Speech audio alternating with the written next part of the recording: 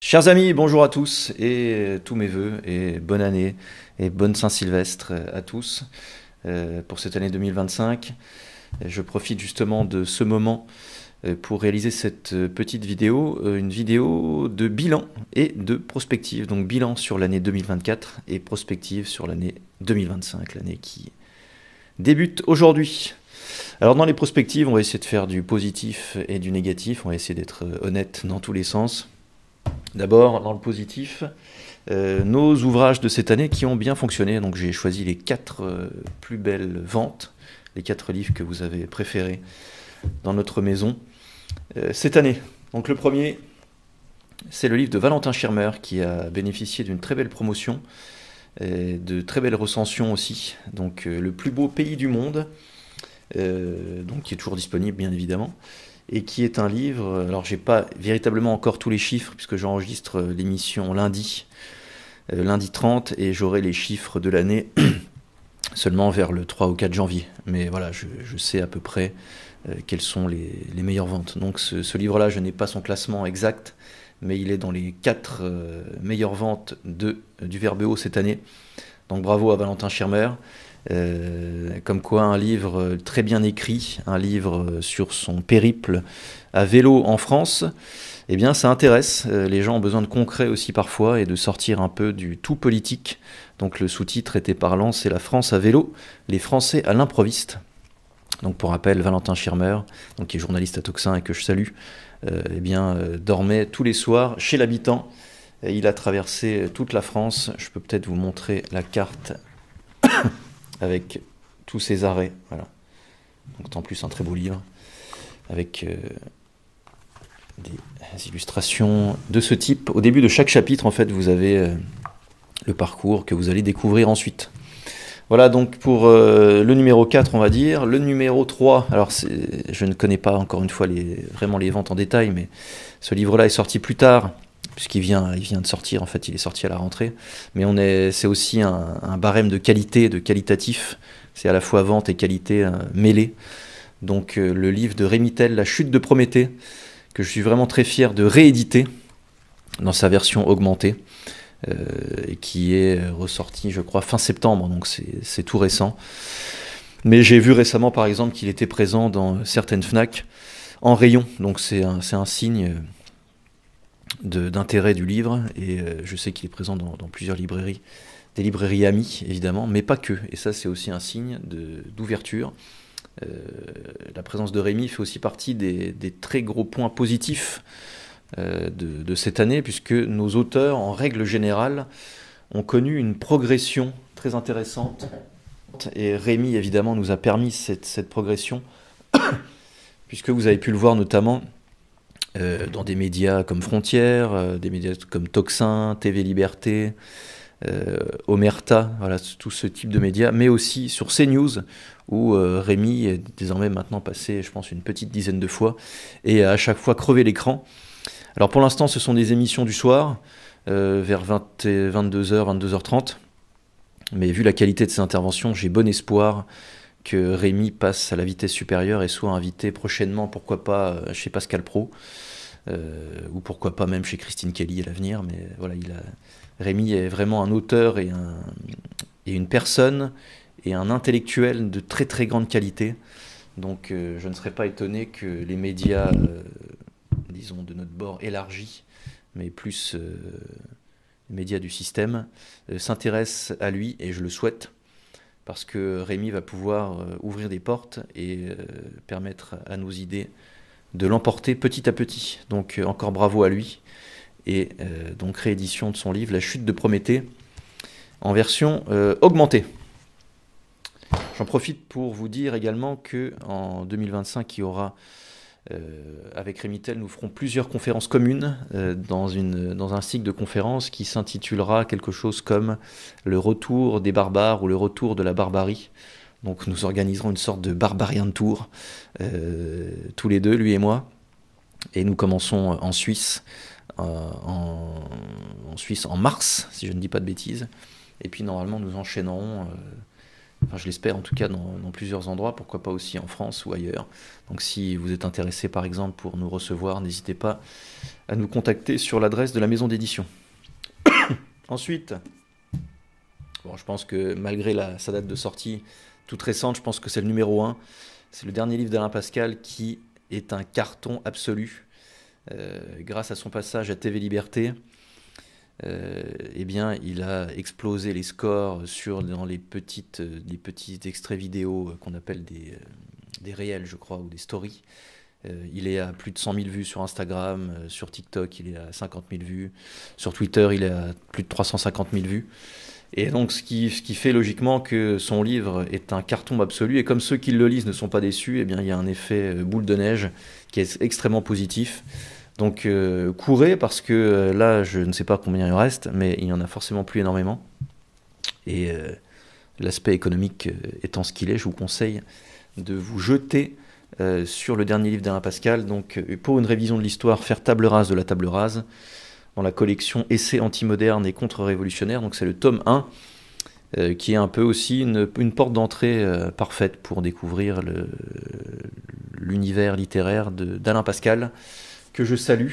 J'en profite pour vous dire également que le salon du livre des Amis d'Alain Pascal aura lieu le 29 mars à Paris. Je répète, le samedi 29 mars à Paris.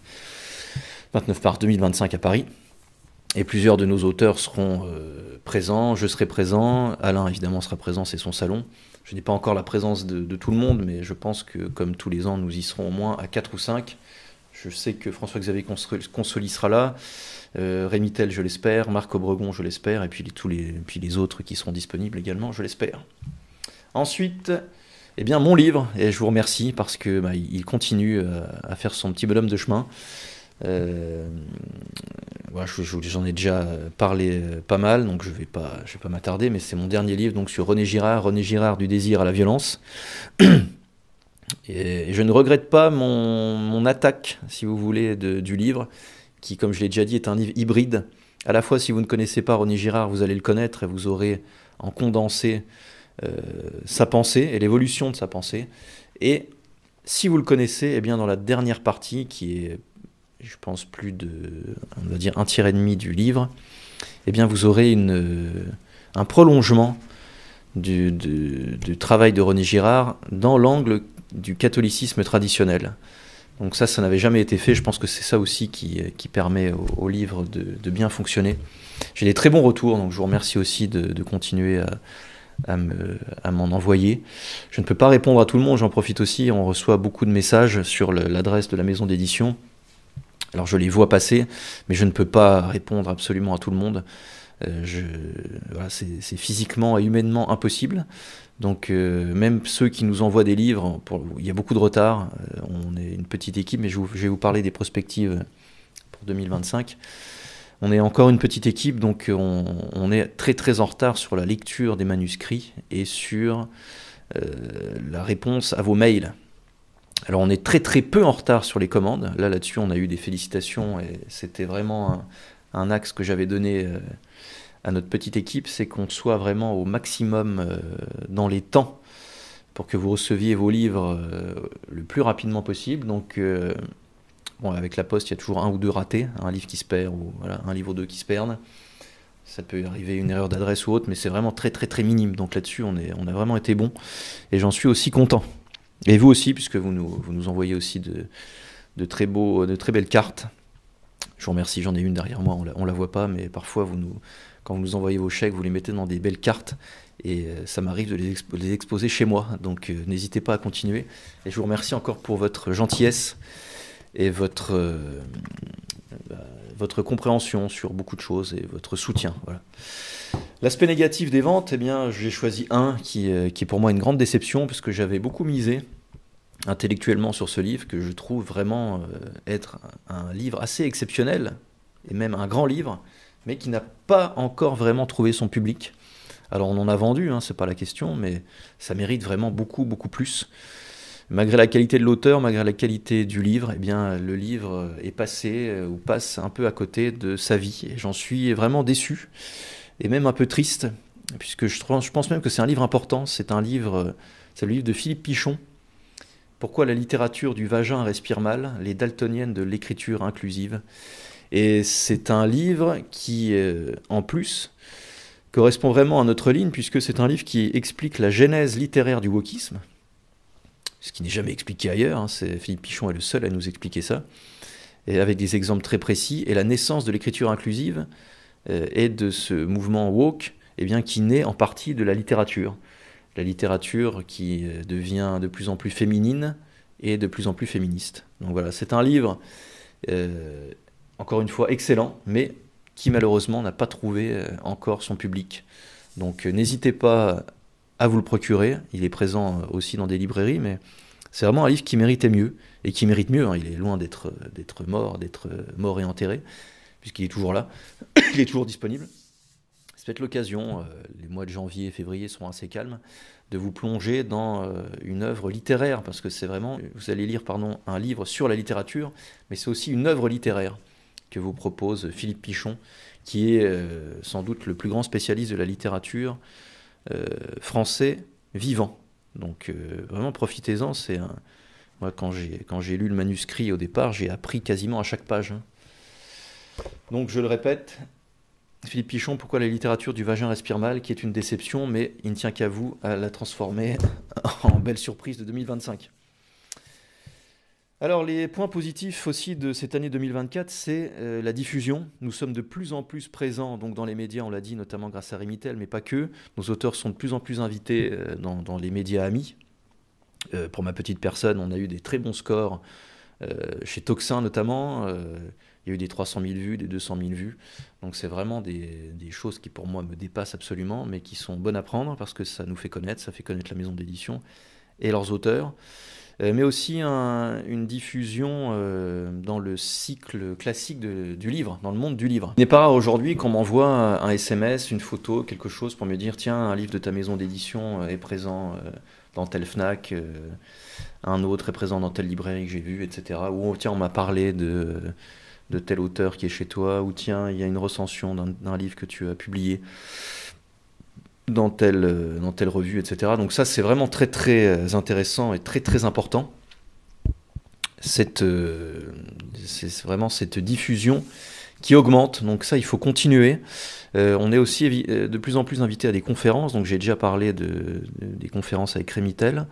Et je pense qu'il faut aussi qu'on axe notre développement aussi sur les conférences. Et puis, je me suis rendu compte que nous avons du mal à percer le système français. Vous savez que j'avais été interdit d'un colloque à l'université catholique de Dijon.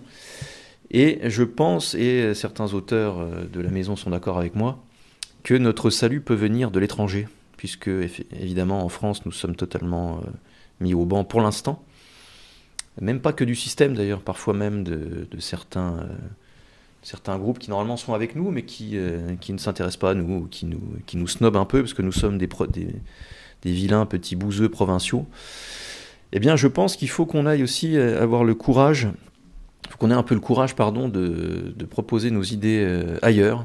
Donc, il y a des choses qui sont en préparation, avec d'autres pays, des éditions de nos livres traduits dans certaines langues. Nous aussi, on va éditer des livres qui ne sont jamais traduits en français, on va les éditer pour la première fois en français. Voilà, ce type de choses, avec des conférences à l'étranger. Là, on a parlé de la Suisse, mais il y a peut-être d'autres choses qui se préparent.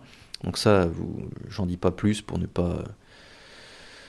pas aller trop loin sur des choses qui ne sont pas encore sûres. Mais voilà, j'ai l'impression que 2025 pourrait être une sorte d'année de développement du verbe haut en dehors de nos frontières.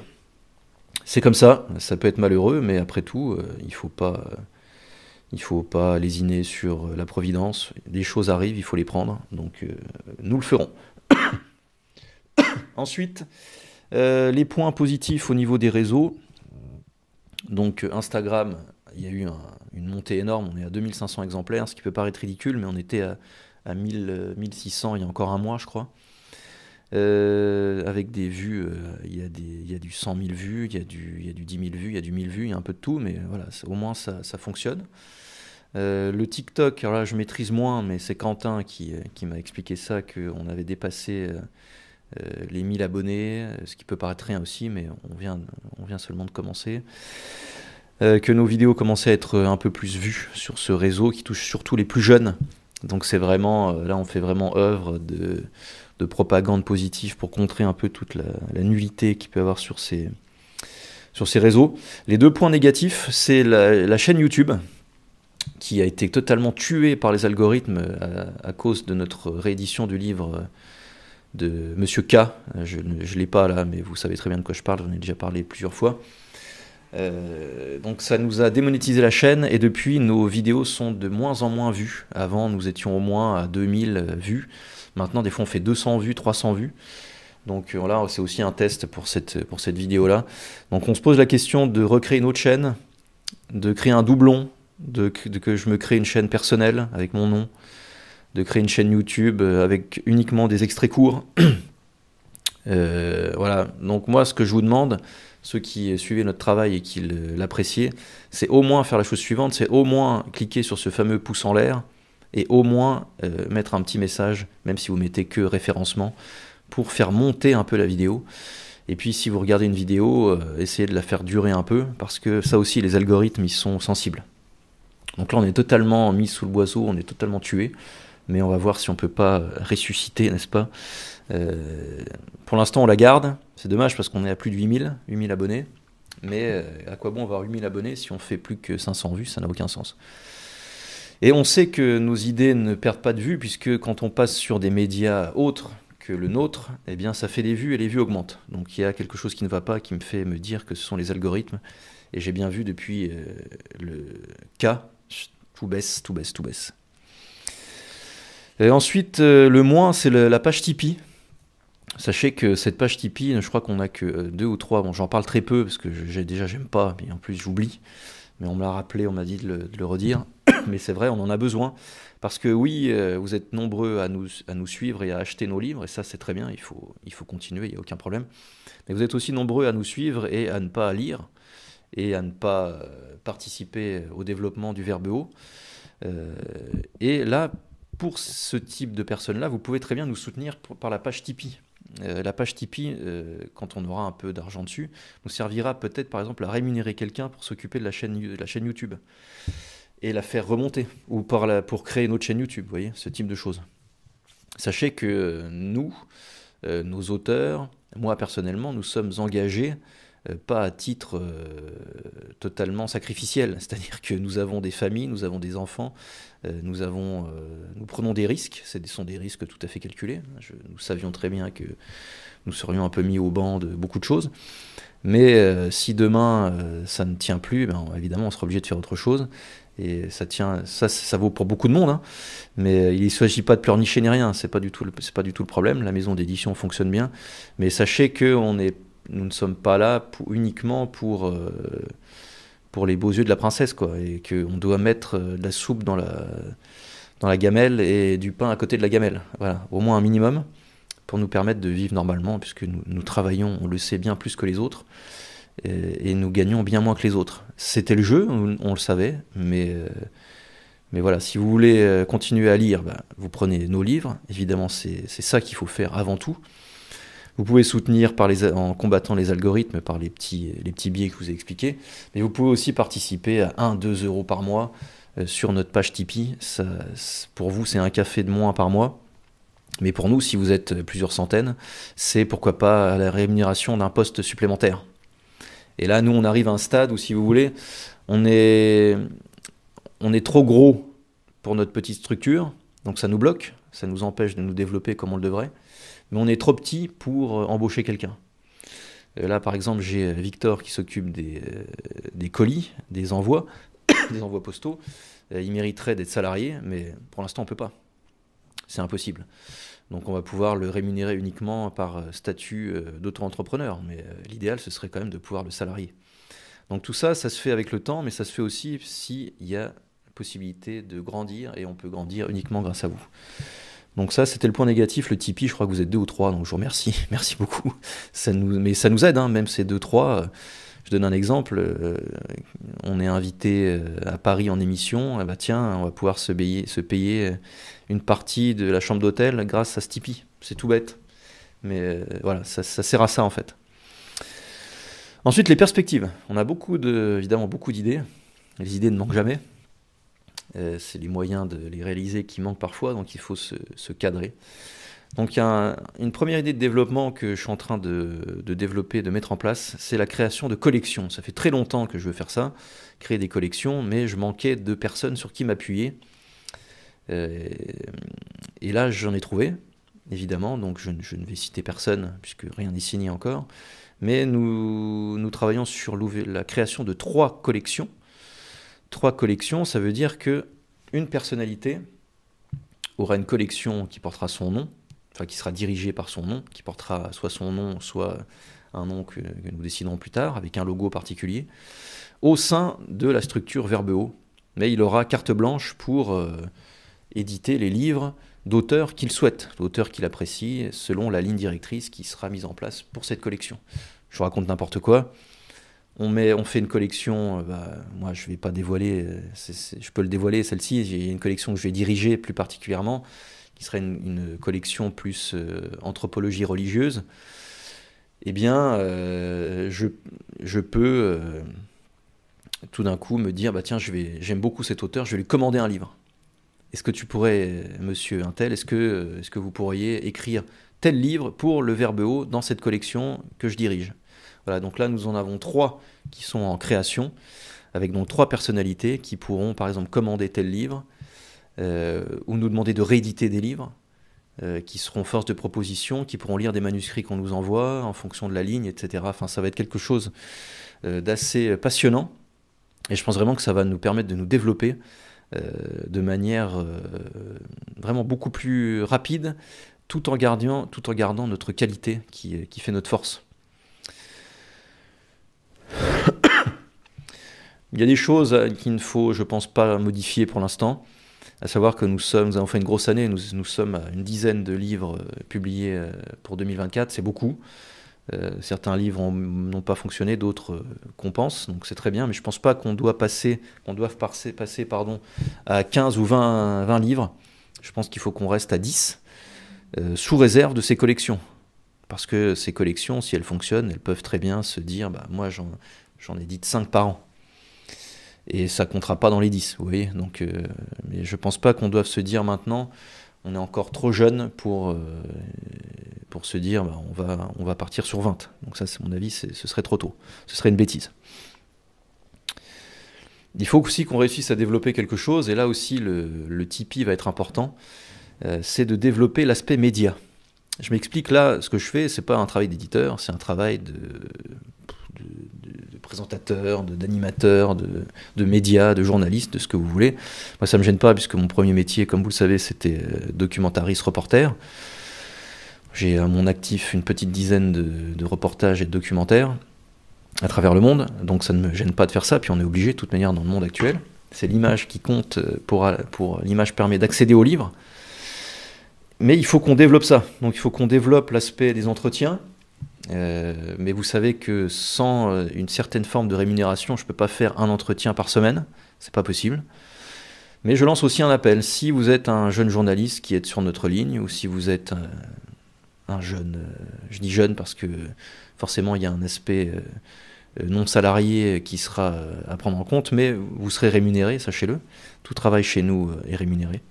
Il y a très peu de bénévoles, sauf vraiment le noyau dur de 2-3 personnes dont je fais partie, qui font beaucoup de choses bénévolement. Mais sinon, tout le monde est payé. Les auteurs ont leur droit d'auteur, le graphiste est payé, la mise en page est payée, enfin tout le monde est payé. Donc pourquoi pas recruter quelqu'un qui serait chargé de mener des entretiens vidéo par Zoom, à ma place ou en complément. Donc voilà, ça peut être quelque chose à développer. Donc si vous êtes intéressé, je ne sais pas qui pourrait l'être, mais si vous êtes intéressé, vous pouvez me contacter directement. N'envoyez pas de message sur la maison d'édition, vous me contactez directement sur mon compte Twitter, mon compte X, c'est moi qui le gère, donc vous pouvez me toucher directement. Donc vous pouvez m'envoyer un message et me proposer quelque chose. Voilà. Sachez que ce poste, encore une fois, sera rémunéré. Vous serez rémunéré par entretien, tout simplement. Évidemment, il faut que ce soit les entretiens qui correspondent à notre ligne et à l'aspect librairie. C'est aussi là-dessus que je vais en arriver. C'est que l'un des points positifs, c'est que nous avons réussi à recréer une librairie en ligne en très très peu de temps, avec désormais le retour de beaucoup de livres. de beaucoup de maisons d'édition. Donc je vous invite à faire un tour sur le site. Vous pouvez y accéder maintenant de deux manières. Édition du verbeo.fr, ça ne bouge pas, mais également librairieverbeo.fr. Donc je mettrai des liens sous la vidéo pour donner vraiment l'aspect librairie, parce qu'il n'y a pas que nos livres sur notre site. Donc nous avons, je pense, toutes les éditions amies. C'est possible qu'il en manque une ou deux, mais je pense vraiment qu'on a 95% des maisons d'édition qui font partie, disons, de notre champ culturel. Qu'on soit d'accord ou pas avec eux, ce n'est pas la question. Nous avons réussi à remettre des maisons d'édition de plus grande importance, comme par exemple les éditions Perrin, avec qui nous travaillons désormais. Donc vous avez accès maintenant aux livres des éditions Perrin. Et puis ça va commencer à continuer cette année, l'année 2025, à se développer. Et l'objectif, c'est qu'à la fin de l'année, vous puissiez absolument commander tout ce que vous voulez chez nous. Il nous manque encore un système, c'est que si nous n'avons pas un livre en stock, enfin en référencement même, vous ne pouvez pas le trouver sur le site. Tandis que sur d'autres sites, vous pouvez le trouver non disponible, mais vous pouvez le commander, et nous, on le commande au diffuseur, et on vous l'envoie. Ça, on n'y est pas encore, mais ça viendra. Vous pouvez aussi, si vous voulez le faire, nous envoyer un mail, j'aimerais tel livre, est-ce que vous pouvez l'avoir ? Et on peut s'arranger pour l'avoir pour vous, bien évidemment, c'est notre cœur de métier. Donc ça, c'est vraiment très bien, parce que vous avez tout de suite suivi, en fait. Vous avez tout de suite fait le basculement, et vous êtes tout de suite revenu sur le côté libraire du site. Donc je tiens à vous remercier d'avoir suivi de telle manière. Il y en a qui tombent sur nous par hasard, hein, j'en ai bien conscience, et parce que comme on travaille bien, on est quand même bien référencé. Mais je sais que vous êtes nombreux aussi à avoir suivi les changements et à être revenus sur quelque chose de sain. Donc vraiment merci. Quelque chose de plus personnel pour cette année. Vous savez que j'ai dit, mais peut-être que c'était pas tout à fait vrai, nous verrons, que mon dernier livre sur René Girard était sans doute le dernier. Nul ne peut savoir. Mais en tout cas, j'ai eu cette volonté de revenir à mes premières amours, c'est-à-dire aux amours de la réalisation de documentaires. Donc j'ai un documentaire qui est prêt à la production. Le dossier de production est terminé. J'ai quasiment tout, disons à 98% de bouclé. Il n'y a plus qu'à, comme on dit. Donc j'ai deux solutions qui s'offrent à moi. Soit le proposer à des chaînes.